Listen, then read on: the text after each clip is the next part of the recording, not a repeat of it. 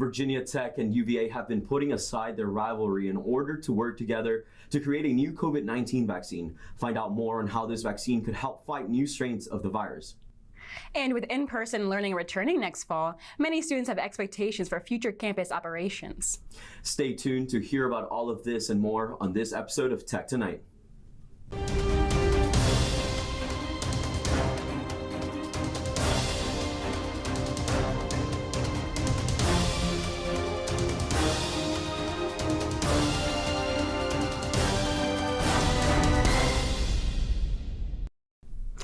Thank you for joining us on Tech Tonight. I'm Alea Burrell. And I'm Juan Zapata. After a very tense reaction by Virginia Tech seniors, the university announces that it now plans to host multiple in-person commencement events to celebrate graduating Hokies. While new state guidelines allow the university to make these events possible, large gatherings outside of Lane Stadium and any form of tailgating will be prohibited. All CDC public health measures will be in full effect during the ceremony, in which students will have a limited number of permitted guests. More information still to come as Virginia Tech continues to finalize decisions on individual commencement ceremonies. Virginia Tech President Tim Sands recently announced that classes will be returning to normal next fall. Tech Tonight reporter Melissa Vergara interviewed students around campus to get their thoughts on the transition to in-person courses.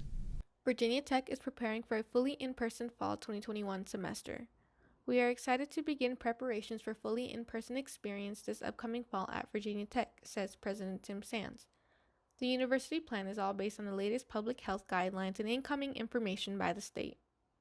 Very excited because like a year online was a very long time, and I'm excited to be back in person and being able to go to classes and actually see people and see the professors and stuff.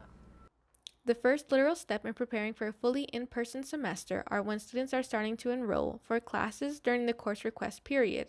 Most classes for the fall now have an assigned classroom location. Nervous to go back in person because I feel like there will still be some issues with loss of motivation just from effects of online classes. But I think it'll also help just to be back with classmates and professors and have a more personal interaction. So. Also in preparation for the new academic year, Virginia Tech has expressed goals with the assumption that all faculty and staff will receive the COVID-19 vaccines before the semester starts in the fall. I think the vaccine will be pretty common by the fall, especially now that it's still spring and the limit is 50 people.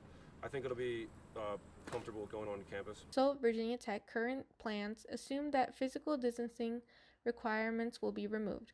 That decision will depend on the state of the pandemic. As you can see, many students are excited for next semester to be in person. Virginia Tech is doing all they can in order to keep their students safe. This is Melissa Vergara for Tech Tonight.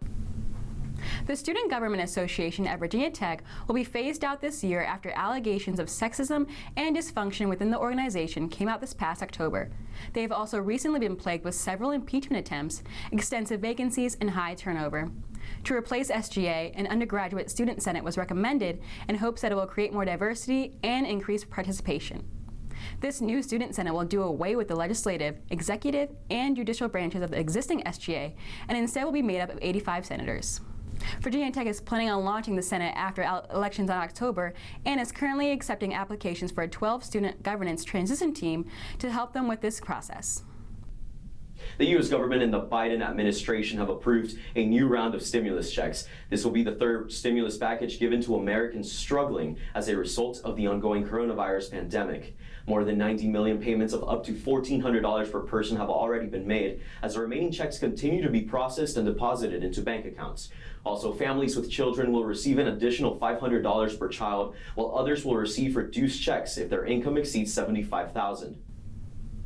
The University of Virginia and Virginia Tech seem to be settling their rivalry aside as scientists from both universities are collaborating to create a new COVID-19 vaccine.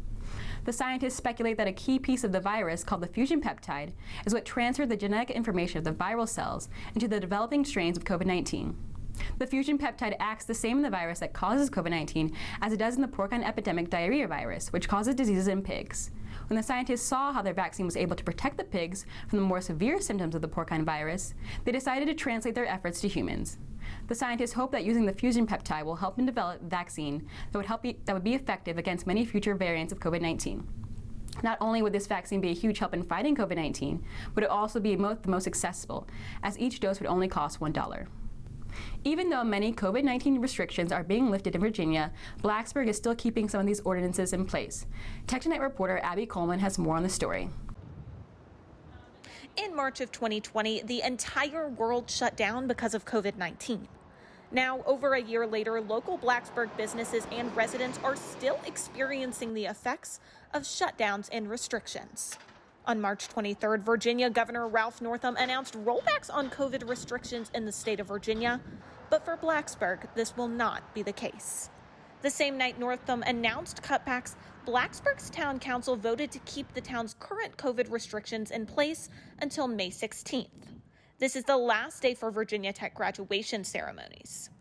The Blacksburg Town Council says that this is in order to continue keeping the town safe. Senior Kara Cohen commented on the effectiveness of Blacksburg's restrictions. I've seen on Snapchat other people going to different schools. There will be bars that have no restrictions, no masks, no social distancing. So I think they've done the best they can trying to make sure that you can have a social life and keeping business afloat and also making sure everybody is safe. Even though COVID restrictions are still in place for the town of Blacksburg, Virginia Tech students continue to support their small town local businesses. Reporting from downtown Blacksburg, I'm Abby Coleman with VTTV. Spring is finally here and the warm weather is quickly following suit. Meteorologist Lizzie Mahan has more on the weather. Thank you, Juan, and thank you for tuning into the weather forecast. I'm meteorologist Lizzie Mahan reporting your weekly weather for Blacksburg and New River Valley area. We start off our week with Easter Sunday. The weather for Easter will be sunny with a high of 66 degrees, so that's perfect for your Easter egg hunt. The rest of the week is looking pretty bright as well. We start off our week with Monday and Tuesday having sunshine.